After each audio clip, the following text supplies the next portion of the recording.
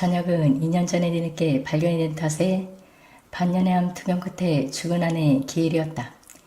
며느리와 딸이어서 낮부터 제사음식을 만들었다. 며느리와 딸이어서 어미 제사음식을 만들어주는 것도 고마웠지만 한 달에 겨우 한두 번 볼까 말까 하는 손자 손녀들의 재롱이 나를 더 즐겁게 만들어주었다. 손자 손녀들의 재롱에 시간이 가는 줄 몰랐고 어리광을 피우며 과자나 아이스크림 그리고 음료수를 사달라고 해도 돈이 아까운 줄 모를 정도로 유쾌하였지만 초저녁에 집으로 아들과 사이가 도착을 하자마자 내일쯤부터 장사를 해야 한다며 초저녁에 제사상을 차리며 제사를 지내자고 하였고 사이는 사이대로 자기가 운영하는 술집에 밤장사를 잘하고 있는지 가봐야 한다며 재촉을 하자 며느리와 딸이 제사상을 차렸고 자식에게는 부모 없다고 마지못하여 제사를 지내야 했다. 그리고 음복을 겸한 저녁을 먹자마자 딸과 며느리 거기에다 아들 사이까지 부산을 깔며 설거지를 마치더니 마치기 무섭게 집으로 가겠다고 일어섰다. 설 추석 명절에도 아침에 와서 제사 지내기 무섭게 가버리는 아들과 며느리였지만 적어도 제엄이 제살날만은 적적하게 보낼 아비를 생각하여 하룻밤 자고 갈 수도 있으련만 야속한 아들네와 딸네에는 손자 손녀들을 데리고 뒤도 안 돌아보고 가버렸다. 시계를 보니 겨우 8시 30분이었다. 어이가 없었다. 마음을 진정시키려고 아내 제사를 지내고 남은 술을 몇 잔 들이켰으나 서운한 마음은 그대로였다. 순간 아내가 건강했을 때 갔었던 전라도 여수가 언뜻 생각이 났다. 일전에 노포동 시외버스터미널에 마중을 갔다가 마중을 나왔던 친구가 타고 올 버스가 고속도로 길이 막혀 늦어지는 바람에 기다리는 동안 매표소 위에 빼곡하게 적힌 배차 시간표를 봤던 기억이 났다. 거기서 내가 가장 유심히 본 것은 여수행 버스 시간표였다. 그리고 난 그것을 보며 세상 참 좋아졌다고 생각하였다. 밤 10시 40분에 여수행 막차가 있다는 것을 보고 말이다. 물론 서울 광주 등의 대도시로 가는 심야고속버스가 있다는 것을 알고 있었지만 여수로 가는 심야버스가 밤 10시 40분에 있을 것이라고는 상상도 하지 못한 나였던 것이다. 아내 제사를 지내느라 옷을 캐주얼하게 갈아입었다. 2년 반 전 아내가 암에 걸려 있는 것도 모르고 하던 장사를 아들에게 물려주고 기념으로 여행을 떠나면서 아내가 사준 옷이었고 그 옷을 입고 아내와 여수로 여행을 갔었고 다녀와 갑자기 아파하여 병원에 갔더니 대장암 말기란 선고를 받았고 수술 칼 한 번 대어보지도 못하고 아내를 저 세상으로 보내고 말았다. 바로 집을 나서 노포동으로 택시를 타고 갔다. 집이 수영이라 지하철을 타고 연산동에서 다시 환승하면 저렴한 차비로 노포동 시외버스터미널에 갈 수가 있지만 마음도 급하였고 또 아비의 적적함도 모르는 아들, 딸에게 유산을 한 푼이라도 더 남겨주고픈 마음이 생기지 않아 택시를 탔던 것이다. 택시를 타고 점퍼주머니가 불룩하여 이상하게 여긴 난 주머니 안에 손을 넣었다. 주머니 안에는 역시 2년 반 전 아내가 나에게 옷을 사주기에 나도 아내에게 보답으로 사준 프랑스제 명품이라며 백화점에서 장갑을 판매하는 아가씨로부터 남자가 여자에게 선물하기에 제일 좋은 제품이라며 사기를 거냐기에 샀던 빨간색 가죽 장갑이 거기에 있었다. 몸은 나아나가 가지만 아내의 영혼도 나를 따라가고 싶었다는 마음이 생기자 울컥하였지만 택시기사가 이상하게 생각을 할 것 같아 택시기사 모르게 고개를 돌려 눈물을 훔쳐야만 하였다. 표를 구입하고 대기 중인 버스에 올라탔다. 버스 제일 뒤는 텅텅 비어 있었고 바로 앞에 딸보다 몇 살 정도 어려 보이는 젊은 세대그로 보이는 여자가 퉁퉁 부은 눈을 하고 앉아 있었고 그리고 운전석 뒤로 몇 명이 타고 있어 사고라 했던 나로서는 버스에서의 차선성이 맞을지 심히 걱정이 될 정도로 승객은 없었다. 난 젊은 여자 바로 앞 의자에 앉았다. 차가 출발하자 난 버스에 탄 승객 수를 세어보았다. 나를 포함하여 전부 7명뿐이었다. 잠시 후 고속도로로 진입을 하여 톨게이트를 진입하자 기사가 휴대폰을 모두 진동모드로 바꾸어 달라고 안내방송을 하더니 잠시 후 나를 포함한 모든 승객들이 모두 휴대폰을 꺼내어 진동모드로 바꾸고 휴대폰을 주머니나 가방에 넣고 잠을 청하거나 이야기를 하기 시작하자 기사는 차 안의 밝은 불을 모조리 소동하였고 희미한 불로 바꾸었다. 앞을 보니 차창이 되어자 하는 사람들과 일행이 있는 두 팀의 경우 서로 다정하게 의지하고 잠을 자고 있었다. 내 뒤에 앉은 젊은 여자는 자자는지 안 자는지 모르지만 그 여자가 잠들지 않고 있다면 나와 그 여자만이 잠을 청하지 않고 어두운 차창 밖을 바라보고 있을 것이라는 생각을 하였다. 선생님, 혼자 여수에 뭐하러 가세요? 차가 양산에서 남해고속도로 방면으로 빠지는 순간 내 뒤에 탄 퉁퉁 부은 하고 앉아있는 젊은 여자가 속삭이듯이 물었다. 댁은? 대물었다. 남편하고 싸우고 집을 나왔는데 아무 생각 없이 이 차를 탔네요. 선생님은? 젊은 여자가 나에게 물었다. 오늘이 죽은 아내 길인데 아들, 딸 내에 가서는 초저녁에 제사를 지내고 가버리자 죽은 아내하고 생전에 갔던 여수가 생각나서 가요 하고 말하는데 거기 뒤에 조용히 합시다. 운전석 뒤에 타서 자고 있는 것으로 보이던 남자가 뒤돌아보고 말했다. 죄송해요. 선생님 말똥문하게 여기로 옮기실래요? 아주 나지막한 목소리로 거의 입을 귀에 대고 물었다. 난 대답을 하지 않고 슬며시 일어나 그 젊은 여자 옆으로 자리를 옮겼다. 혼자 사세요? 앉자마자 나직하게 물었다. 예, 댁은 젊어 보이는데 아이들은 없나요? 아이를 둔 여자 같으면 아무리 부부싸움을 하였더라도 아이를 두고 여행을 가기에는 무리라는 생각이 들어 물었다. 결혼 3년 차인데 아직 안 생기네요. 사모님은 어쩌다가? 젊은 여자는 속삭이듯이 물었다. 대장암으로 수술칼 한번 대어보지도 못하고 갔답니다. 하고 말하자 적적하시겠어요. 재혼이라도 하시지 그래요? 운전기사가 백밀러 로리를 주시하더니 나와 젊은 여자가 대화를 하면서 서로가 말을 하면서 거의 귀에 대고 대화를 하자 시선을 주지 않고 앞만 바라보고 운전을 하였다. 나이 60이 넘은 놈에게 오려는 여자가 있을까요? 하고 말하자 인생은 60부터란 말도 있잖아요. 아들 따님은 선생님 재혼에 관심이 없나 보네요. 젊은 여자가 다시 물었다. 재산 한 푼도 안 주나하고 애비 눈치만 보았지. 애비가 외롭든 말든 관심을 두긴 하나요? 하고 대답을 하였다.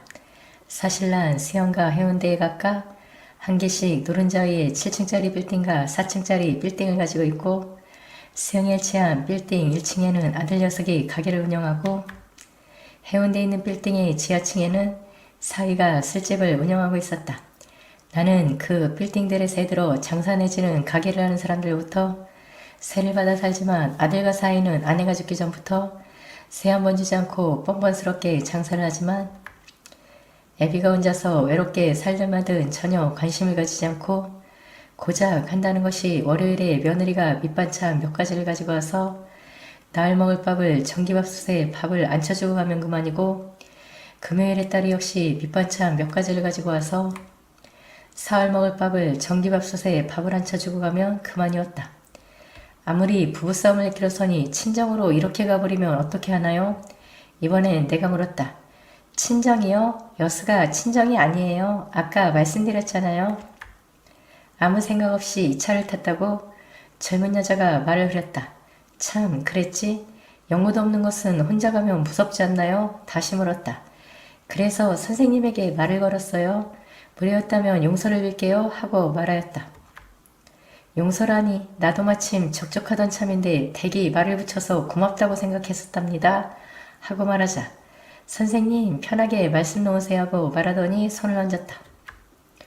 허허 그렇지만 어떻게 초면에 하고 말을 하자 그렇게 말씀을 해주셔야 제가 편할 것 같아요.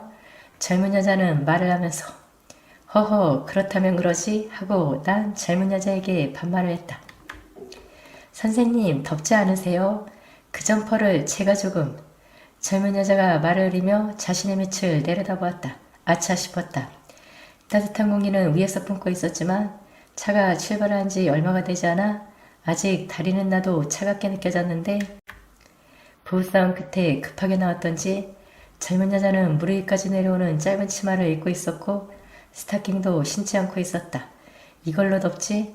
점퍼를 벗어서 올려주며 말하자 고마워요 선생님. 환하게 웃는 것이 복스럽게 생겼다는 생각이 들게 하였다. 참 그럼 선생님 애인이라도 두시지 그래요?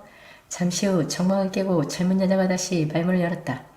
애인? 이 나이에 애인이 필요할까? 되물었다. 없는 것보다는 있는 게 좋잖아요? 웃으며 물었다. 물론 그렇겠지? 대답을 하자. 선생님, 여수에서 다시 부산으로 올 때까지만 제가 선생님의 일을 하면 어떨까요? 젊은 여자가 생각지도 않은 제안을 하였다. 놀란 나머지 난 아무 말도 할 수가 없었다. 연수라고 불러주세요 하고 말을 하는가 싶더니 딸보다 몇 살 어려 보여 딸이라고 생각하며 대화를 하였는데 젊은 여자가 그냥 여자로 보이기 시작하였으나 늙은 놈이 주책을 부린다고 할 것 같아 다른 어떤 것도 하지 못하고 그냥 그 젊은 여자에게 모든 것을 맡겨버리고 가만히 있었다. 선생님, 사모님 돌아가시고 여자 만난 건 이게 처음이신가요? 하고 물었다. 그래 하고 대답하자 애인하자고 했잖아요 하고 말하면서 순간 난 이 젊은 여자가 말로만 들어왔던 꽃뱀이 아닌가 하는 생각이 언뜻 들었다. 내가 세진 빌딩에서 새들어 꽃집을 운영하던 아주머니 남편이 꽃뱀에게 걸려서 꽃집 가게 보증금은 물론이고 살림을 살던 전셋집의 전세금도 모조리 꽃뱀 일당에게 빼앗기다시피 날리고 가족이 뿔뿔이 흩어지는 것을 지켜봤던 나로서는 젊은 여자의 정체를 의심하지 않을 수가 없었다. 드르륵 드르륵 젊은 여자 휴대폰이 진동을 하였다. 뭐야 이야기하기 싫어 끊어. 아주 작은 목소리였지만 신경질적인 말투였다. 뭐라고? 어머니가 오셨다고? 하더니 휴대폰을 내게 되었고 어머니 미안해요. 지금 기분이라면 그 얼굴 보기도 싫어요 하고 말하자 아가야 내가 혼을 냈다. 어서 집으로 들어오렴. 휴대폰에서는 늙은 여자의 애원한 목소리가 나에게도 들렸다. 홧김에 지금 멀리 나와버려. 지금은 집에 갈 수가 없어요. 죄송해요. 제 마음이 안정이 되면 찾아뵐게요 하고 말하자 이놈아 결혼을 하고도 정신을 차리지 못하고 또 화투를 잡았냐? 죽어라 죽어.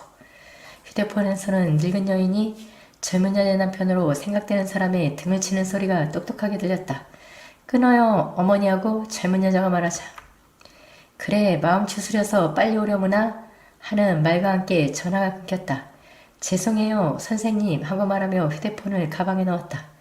남편이 도박을 한 모양이지 난 젊은 여자가 꽃뱀이 아니는 것을 알고는 안돌라며 예 하루 이틀이면 말도 안 해요. 돈만 생기면 잡아요 잡아. 젊은 여자는 말을 하면서도 난 나이가 있으니 훨씬 넘은 나이였지만 남자였다. 어머머 연세가 얼마나 되시는지 모르지만 아주 실하네요. 허허허 그런가? 너털웃음을 지며 나도 본격적으로 젊은 여자에 젊은 여자는 아내가 죽고도 재산이 넉넉한 편이면서도 하늘을 팔지 않은 데 대한 아내의 산물이 아닌가 싶었다. 두 개 아주 크지는 않지만 빌딩에서 나온 새는 혼자 펑펑 써도 남을 정도의 새가 매달 날짜만 되면 입금이 되었었다. 아들, 딸은 내가 살아생전에 빌딩을 하나씩 자기들 앞으로 명의 이전을 해줬으면 하는 눈치였으나 난 내가 눈을 감기 전에는 걔들에게 명의 이전을 해줄 마음이 전혀 없다. 내 친구 중에 한 친구가 하나뿐인 아들에게 재산을 명의 이전을 해주자 말 그대로 찬밥 신세가 되어 며느리의 구박은 물론이고 한 달에 한 번 모이는 친목계비도 애걸복걸하여 얻어오는 꼴을 목격하였기 때문이다. 홧김에 급하게 나오느라고 정신이 없어서 다른 옷도 한 가지도 가지고 나오지 못했어요. 연수야 날이 밝으면 사주지. 나는 젊은 여자 아니 연수의 말에 댓글을 하자 선생님도 부담을 가지지 마세요 하고 말하면서 선생님 젊어서 한가닥 하셨죠? 젊은 여인이 물었다. 사실 난 평생 연애라고는 아내가 처음이고 마지막이었다. 물론 아직까지 일을 하여 빌딩 하나를 구입하였을 때 당시 그 빌딩에서 다방을 운영하던 마담의 추파도 받았고 또 지하에서 집 아가씨들의 추파도 많이 받았지만 나와 함께 고생고생을 한 아내 생각에 여자를 멀리하였다. 그렇게 보이나? 예, 선생님 하고 대답을 하더니 선생님 저를 해픈 여자로는 보지 않았으면 좋겠어요. 절대로 그렇게 생각 안 해. 선생님 우리 부산에 갈 때까지 애인하기로 했잖아요. 연수가 눈을 기며 말하면서 허허허 그렇지. 웃음으로 대할 뿐 다른 도리가 없었다. 어서 여수에 도착을 했으면 좋겠어요. 지금도 싫은 것은 아니지만 연수야 이게 섬진강다리야. 얼마 안 가면 도착할 거야. 나는 섬진강다리를 보고 연수기에 대고 나직하게 환호를 하였다. 광양에서 잠시 정차를 하더니 내다시 출발을 하였다. 얼마 안 가 고가도로로 올라서더니 마지막 목적지인 여수로 향하였다. 기사 양반 향이랑 갑시다. 여수에 도착하자 시외버스터미널 가까운 곳에 있던 24시간 편의점에 들러 술과 안주, 음료수 등등을 사서 들고 시외버스터미널 앞에 진을 치고 있던 택시에 올라타며 말하였다.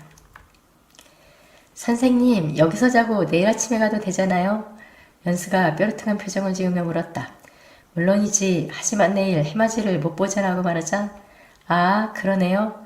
연수가 환하게 웃으며 말하였다. 기사는 연수가 나를 선생님이라고 부르고 또 나는 연수에게만 말하자 우리 사이가 그렇고 그런 사이라는 것을 아는지 수시로 백밀러를 통하여 나와 연수를 훔쳐봤다. 난 그런 기사의 눈길이 어색하기만 했지만 연수는 대래 기사에게 보라는 듯이 머리를 내리게 되며 여유를 보였다. 목적지 부근에 텔에 들어서자마자 연수가 엄연히 남편을 둔 여자란 것을 알고도 그러는 난 이미 인간이기를 포기하고 있었고 본능에만 충실하기로 마음을 먹었었다. 나이에 쓴이 훨씬 넘은 내가 딸아이보다 4살이나 적은 연수를 상대로 이런 사실이 믿기지 않았다. 선생님, 생각나면 어떻게 한대요? 갑자기 연수가 울 것 같은 표정을 지으며 말하였다. 부산 살지? 예, 연산동 아니 토곡. 연수가 말하였다. 그래, 가까운데 나 수영 살아? 하고 말하자. 어머머, 그래요? 저를 만나줄 시간은 있으세요? 연수의 얼굴이 다시 밝아지며 울었다. 가진 게 시간뿐이라고 말하자. 아무 일도 안 하세요? 연수가 물었다. 아들에게 하던 사업 물려주고 지금은 세를 받으며 살아. 웃으며 말하자. 아니, 아드님에게도 세를 받으세요? 똑개를 하고 올려다보며 울었다. 줄 녀석 같아? 2년 반이 지났어도 한 푼도? 아니, 가져가지나 말았으면 좋겠어. 다른 가게에서 세를 받아 하고 말하자 아무 말도 하지 않고 나를 빤히 봤다. 왜? 놀라며 묻자. 노가다 마누라를 애느로 두면 부담이 되시지나 않을까 해서 연수가 말을 흐렸다. 하하하, 고작 그것을 가지고 걱정했어? 우리 연수가 두 손을 잡고 흔들며 웃었다. 예, 연수가 얼굴을 붉혔다. 걱정도 팔자야. 우리 연수 어려우면 언제든지 말해. 이 애인도 애인이 힘들어하는 거 보기 싫겠지 하고 난 연수의 손을 잡아 나를 가리켰다가 연수를 가리키며 말하였다. 다음 날 하니 그날 아침 연수 하나는 항일함에 올라가서 해가 뜨는 것을 봤고 그리고 부처님 앞에서 우리들만의 은밀한 결혼식을 올리는 의미로 서로 맞절을 하였다.